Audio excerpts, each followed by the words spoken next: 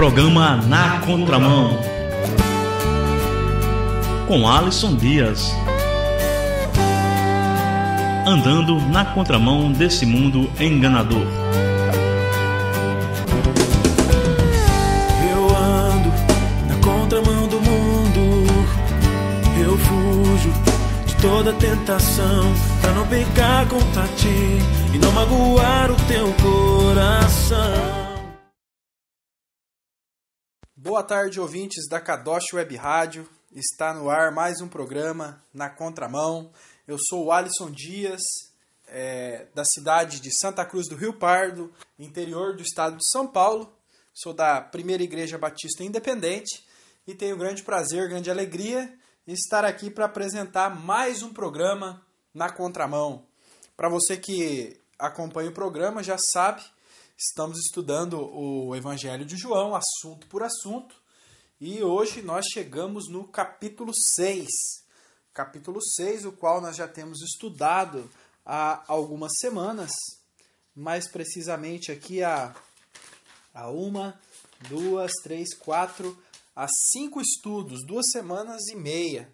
E hoje nós chegamos no 6º estudo do capítulo 6 e vamos encerrar o capítulo 6. Terça-feira que vem nós vamos entrar no capítulo 7.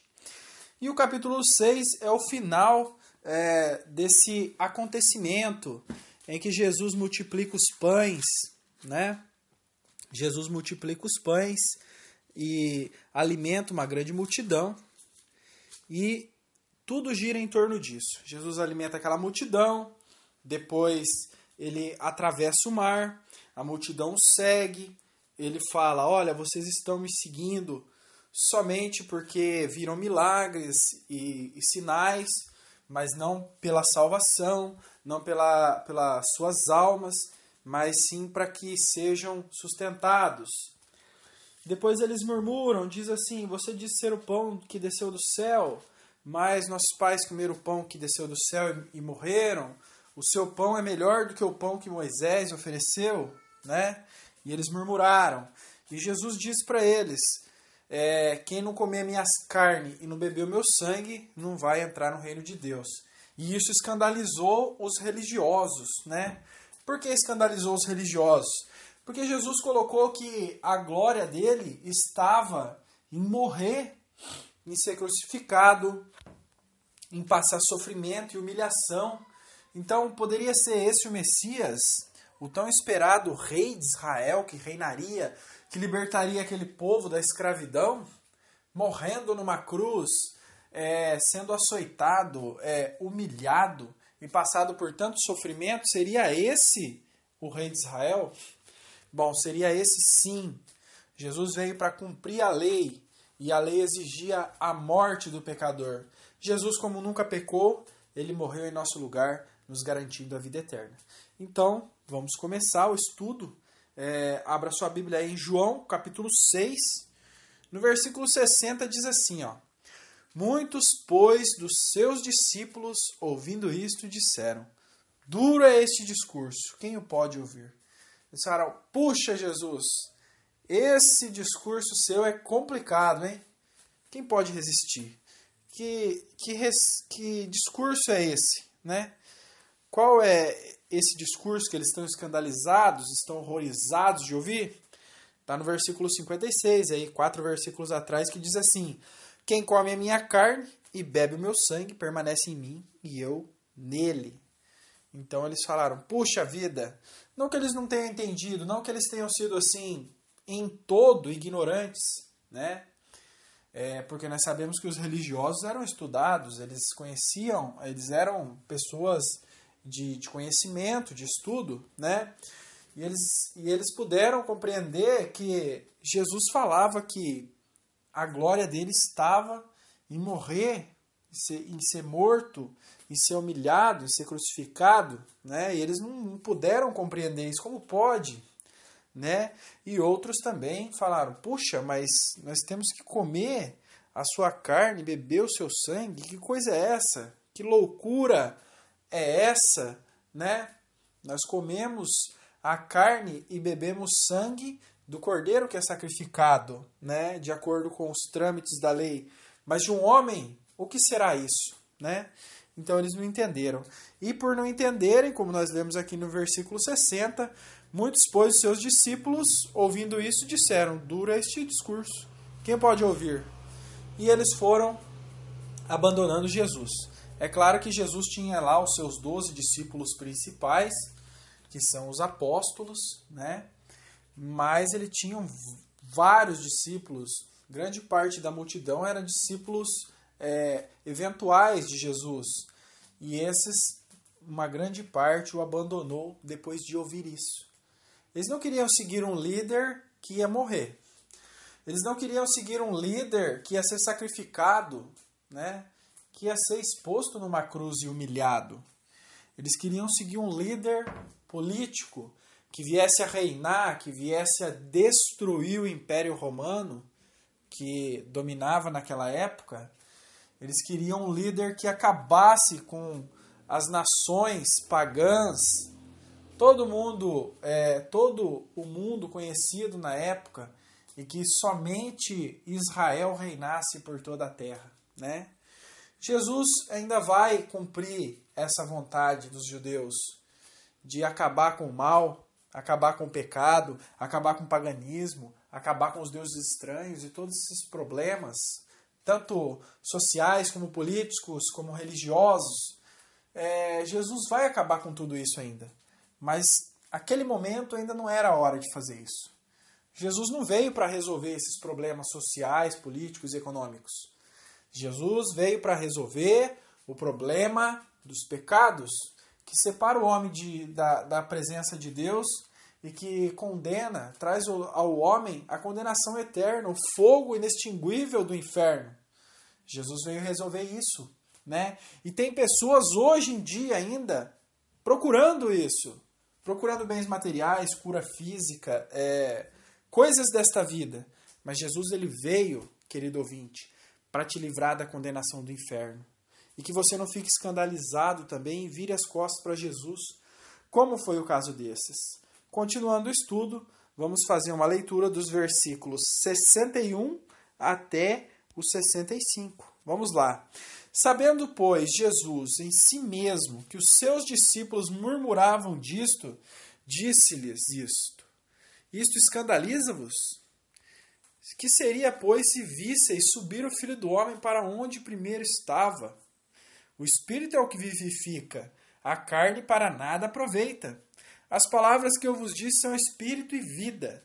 Mas há alguns de vós que não creem, porque bem sabia Jesus desde o princípio quem era os que não criam e quem era o que havia de entregar. E dizia: por isso eu vos disse que ninguém pode vir a mim se por meu Pai lhe não for concedido. Então, como nós falamos terça-feira passada, no estudo, né?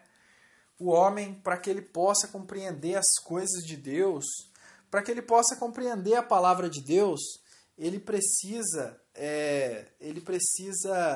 de iluminação espiritual para entender, né? Por que muitas pessoas pegam a Bíblia e acham lá um livro chato, incompreensível, um livro que não se pode ser entendido? Por que as pessoas acham isso? Porque as pessoas não entendem a Bíblia. Porque vão na Bíblia para procurar conforto para os seus prazeres próprios, para a sua ganância, para a sua sede de bens materiais, ou a sua procura em busca de si mesmo. E não vão na Bíblia para buscar aquilo que Deus quer delas. Não vão na Bíblia como servos, mas vão na Bíblia para serem servidos. E o entendimento, o verdadeiro entendimento da palavra de Deus, ele vem do Espírito Santo. É preciso do Espírito Santo para que haja a verdadeira interpretação, né? E no estudo anterior nós vimos isso, nós estudamos sobre isso, né? Mas vale a pena lembrar, caso você tenha perdido, caso você não tenha acompanhado, nós falamos sobre isso, né? No que João, nós ainda vamos chegar lá futuramente, no capítulo 16, no versículos 7 e 8, né? Jesus fala assim, ó, todavia digo-vos a verdade, que vos convém que eu vá, porque se eu não for, o Consolador não virá a vós, mas se eu for, enviar-vos-lo-ei, e quando ele vier, convencerá o mundo do pecado e da justiça e do juízo. O Espírito Santo ele veio, né, lá em Pentecoste, não para que essas pessoas fossem cheias de dons, né, sobrenaturais, como muitos buscam hoje, né? Como muitos procuram dons, eu quero ter um dom de língua, eu quero ter o dom de cura, eu quero ter o dom de revelação, eu quero ter o dom de percepção, e dons, e mais dons, e mais dons. Mas Jesus falou que, quando ele, no versículo 8 do capítulo 16 de João, ele falou assim, ó, e quando ele vier, ele vai fazer o quê? Ele convencerá o mundo do pecado e da justiça e do juízo. O Espírito Santo ele veio para isso, para convencer você de que você é pecador, né? De que apesar de você não matar, não roubar, não se prostituir, não adulterar no seu casamento e pagar suas contas em dia e trabalhar para o seu sustento, apesar disso, você é um pecador ainda, você ainda precisa se arrepender, né? Assim como os religiosos da época, os fariseus, os saduceus, se achavam acima da lei, se achavam especiais demais e que não precisavam atender aos apelos de Jesus para o arrependimento. Eles achavam que não tinha do que se arrepender, né? E buscavam a Deus, né, para saciar suas vontades físicas, políticas, econômicas, sociais, mas não a sua maior doença, o seu maior flagelo, que era a doença espiritual, na qual muitos hoje em dia estão morrendo ignorantemente, né? O veneno que você tem na sua veia, que corre todo dia, que vai te matar e que vai te destruir, não só o seu corpo, mas a sua alma, que vai ser lançada no inferno. Que veneno é esse? É o pecado. É o pecado que corre em suas veias. O pecado hereditário que você herdou dos seus pais, que os seus pais herdaram de Adão. E esse pecado tem cura. Ele tem uma cura. Ele tem um antídoto. E o antídoto é o sangue de Jesus Cristo. Por isso que quando Jesus fala, como nós lemos lá, vocês têm que comer a minha carne e beber o meu sangue. Não foi assim? Capítulo 6, versículo 54. Quem comer a minha carne e beber o meu sangue tem a vida eterna, e eu o ressuscitarei no último dia. Então, o antídoto, o remédio para o seu pecado é o sangue de Jesus Cristo. Você precisa beber esse sangue.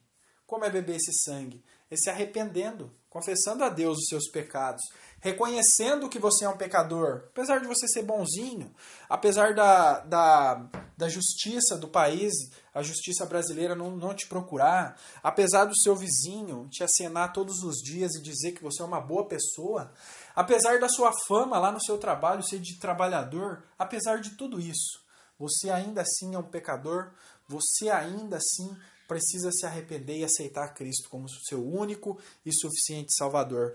E na continuação aqui de João 16, fala assim, ó, Jesus vai explicando, né?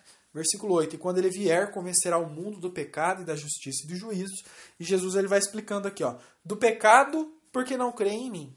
Né? O maior pecado é não crer em Jesus. Né? E muitos têm crido em si mesmo, nos seus feitos, nos seus trabalhos, nas suas forças, confiando em si mesmo. E versículo 10, da justiça porque vou para o meu Pai e não me verei mais. Né? Hoje em dia, né? O que quer dizer isso? Jesus ressuscitou lá 2000 anos atrás e foi ao céu e está até hoje à direita do Pai, né? Advogando a nossa causa.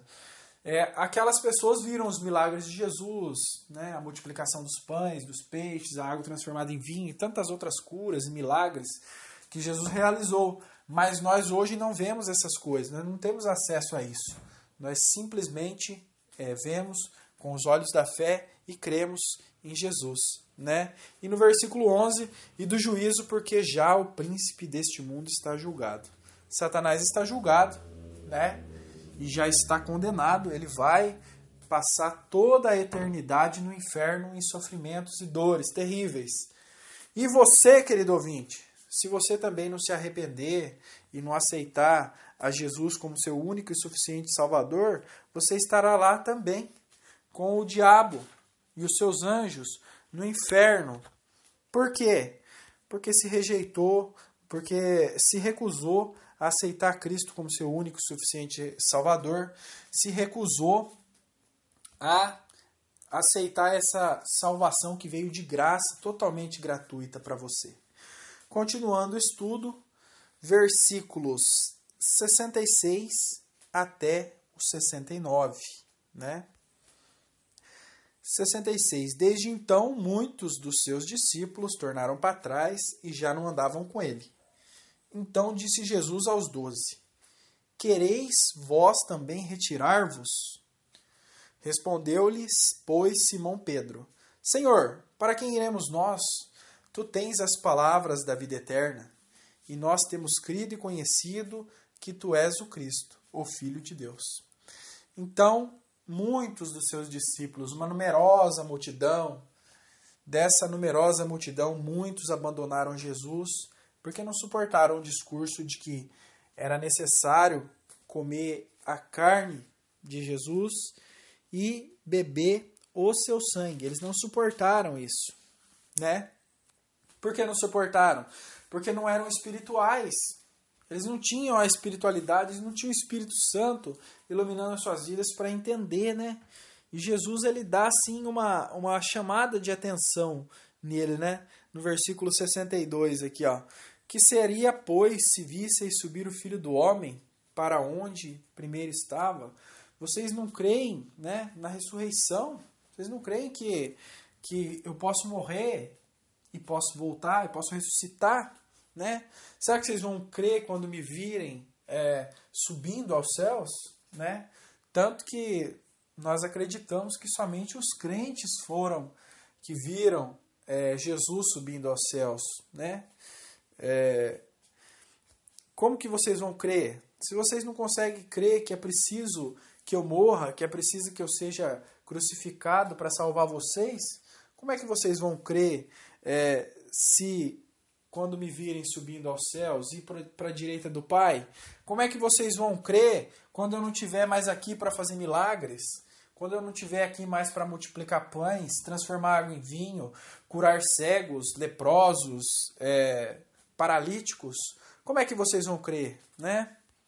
E no versículo 63, o Espírito é o que vivifica a carne. Não, o Espírito é o que vivifica, a carne para nada aproveita. As palavras que eu vos disse são Espírito e são vida. Jesus falava aqui da sua ressurreição, que o Espírito Santo é que daria vida a ele novamente, né? E a carne nossa apodrece, mas um dia nós vamos voltar e ressuscitar incorruptíveis. Então essa primeira leva aí, essa primeira classe de pessoas aí não creu. Foram uma classe de pessoas descrentes que não aceitaram o testemunho de Jesus, né? E agora eu quero apresentar para vocês uma segunda classe de pessoas que se enquadra aí o apóstolo Pedro, né? Jesus depois de ver aquela grande multidão de discípulos indo embora, o abandonando, ele fala para os 12 agora. Então, disse, versículo 67, então disse Jesus aos 12, querei vós também retirar-vos? Vocês também querem ir embora? Vocês também ficaram escandalizados? Vocês também ficaram horrorizados? Vocês também querem ir embora? E Pedro, né, que sempre era o que estava ali na frente, na liderança, ele responde.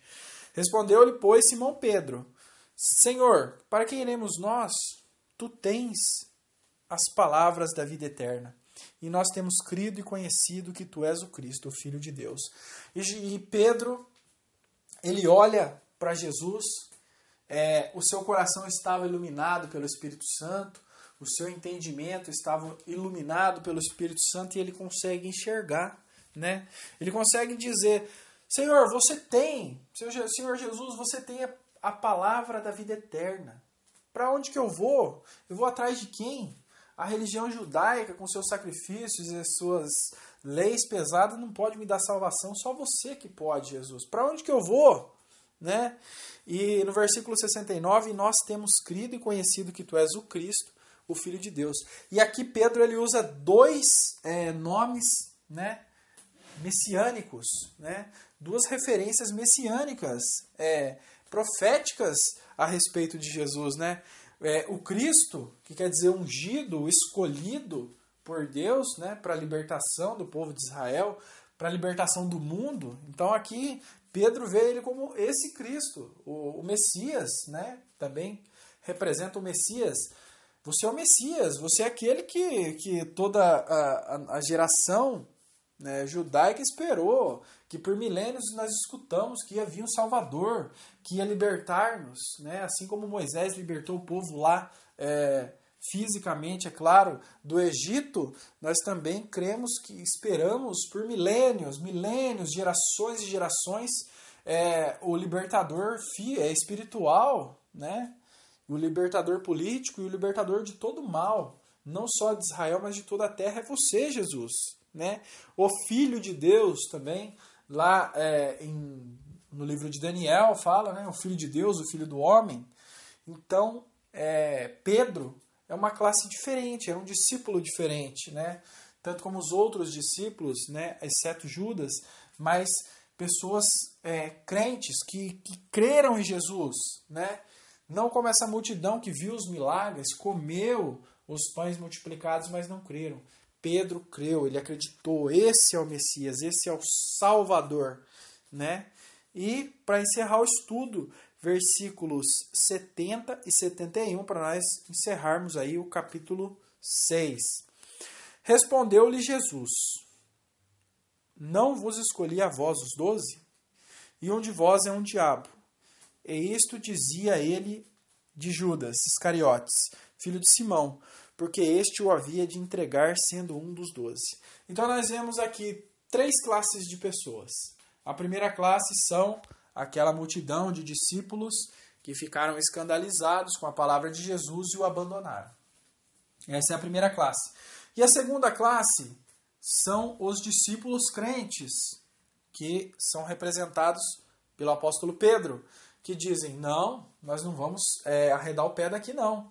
Nós vamos continuar seguindo porque somente o Senhor tem as palavras da vida eterna, né? E aqui nós vemos uma terceira classe de pessoas que é a classe dominante hoje, né, no mundo. Que interessante, né? Como é bom entrarmos fundo na palavra de Deus, mergulharmos no entendimento das Escrituras. Essa terceira classe aqui de pessoas que nós vimos nesse estudo de hoje, a terceira classe são o que mais tem, né? Poucos hoje abandonam Jesus ouvindo a sua palavra, né? Como fez a grande multidão. Poucos hoje também abandonam o mundo para seguir Jesus, né? A primeira classe abandonou Jesus por causa da palavra, se escandalizou, saiu fora. A segunda classe abandonou o mundo para seguir Jesus, né, representada pelo apóstolo Pedro.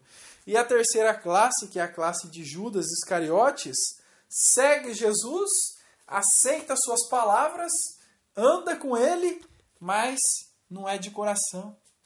Né?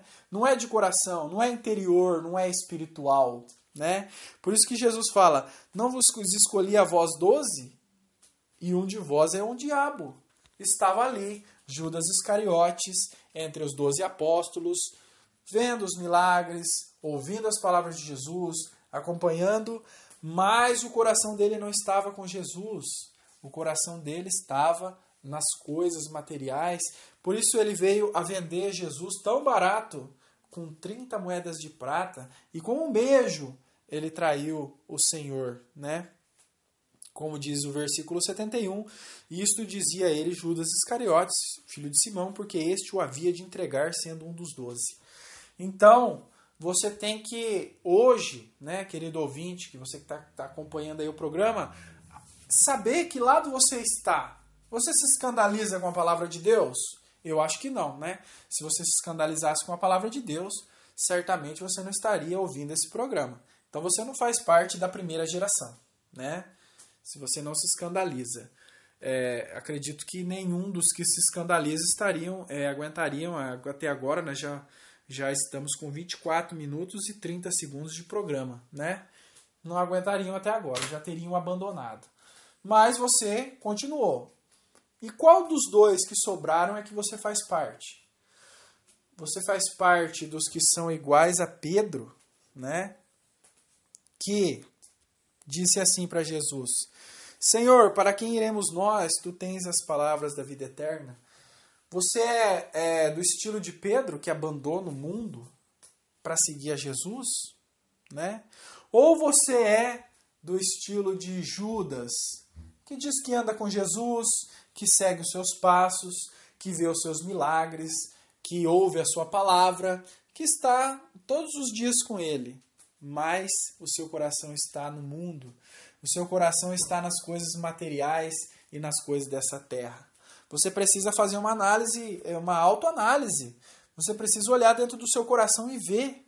Porque o fim daqueles que andam falsamente com Cristo, o fim daqueles que rejeitam a Cristo, é muito triste. É triste demais. O fim dessas pessoas que vivem atrás de Jesus por mentira, por enganação, né?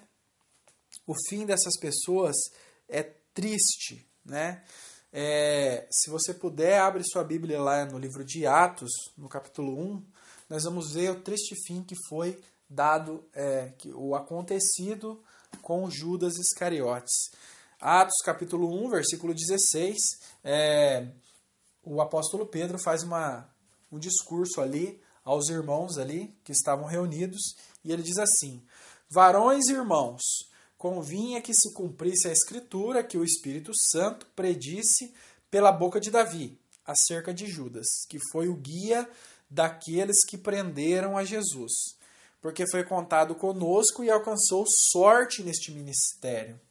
Ora, este adquiriu um campo com o galardão da iniquidade, e precipitando-se, rebentou pelo meio, e todas as suas entranhas se derramaram. Judas ficou no esquecimento. Ele foi esquecido. Foi isso que aconteceu com ele. Ele seguiu a Jesus, ele viu os milagres, ele viu as transformações, ele viu tudo que Jesus realizava, mas o seu coração não estava com Jesus. O seu coração estava nos lucros que Jesus poderia trazer, né? E você está seguindo Jesus com esse intuito, né, de fazer campanhas para melhorar a sua condição financeira, para melhorar o seu casamento, para melhorar a sua saúde? Ou você está buscando a Jesus como Pedro, que disse: só tu tens as palavras da vida eterna, né? E se o seu intuito de seguir a Jesus é os bens materiais, as coisas dessa vida, mude. Porque, como diz aqui no versículo 18 de Atos capítulo 1, né? Ora, este adquiriu um campo com o galardão da iniquidade, é o campo de Macpela, que ele comprou por 30 moedas de prata. E precipitando-se, rebentou pelo meio, e todas as suas entranhas se derramaram. Estava lá Judas Iscariotes, pendurado pelo pescoço, porque ele se enforcou, né? Cometeu suicídio. E aqui fala que ele, precipitando, ele caindo, o seu corpo se abriu ao meio e as suas entranhas se espalharam, as suas vísceras, né, o interior do seu corpo.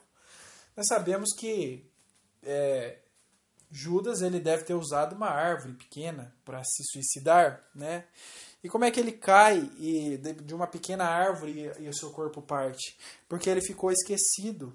Nenhum de seus parentes procurou para dar um sepultamento digno a ele. Ele ficou esquecido, pendurado naquela corda. Ninguém, nenhum amigo, nenhum parente, nenhum vizinho foi procurá-lo. E ele ficou ali se decompondo até que a corda arrebentou e ele caiu e as suas entranhas foram espalhadas pelo chão. Por isso que eu te convido a ser um seguidor de Cristo fiel de todo o seu coração. Assim como Pedro, procurar Cristo pela vida eterna e não como Judas, procurar Cristo pelos bens materiais e por aquilo que ele pode materialmente lhe oferecer, né? Procure a Cristo para a sua salvação. Arrependa-se dos seus pecados e aceite a Jesus como seu único Salvador. Jesus disse que você teria que comer a carne e beber o sangue dele, quer dizer, aceitar o sacrifício de Jesus como pagamento pelos seus pecados e crer que o sangue derramado de Jesus tem o poder para pagar a sua conta diante de Deus.